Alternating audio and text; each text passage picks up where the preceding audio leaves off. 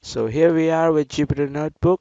So the codes link or the tutorial practice things is given in the description box. There is a GitHub link and you can get those things in here. So basically we are going to explore with we will creating data frames. As we discussed, Pandas is dependent on data frames. So what data frames is, how we will be able to create data frames. So this is an example. I just created a simple data frame that is lst list of strings and simpler. We have just printed the data frame. You can write the print function, and if you're using pandas, there is also no requirement of print functions. Let's run this to get an idea. So this index is 0.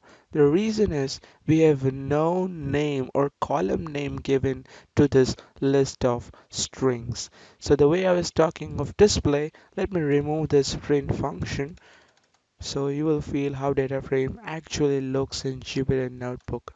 See, it's awesome.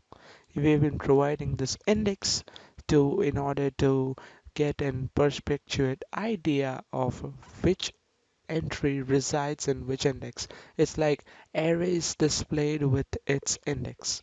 So this was just a simple list where you can create a data frame. Another thing here is you can import pandas and you can create a dictionary of your things. That is data of lists.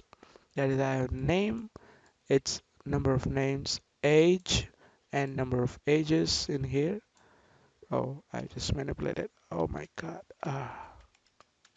So yes, here it is, and I'm just making a data frame out of it. So printing the data frame. See, this is name and age. This column name occurred due to this reason. If I just remove this thing, this name will be named as 0 or the index will be displayed as here.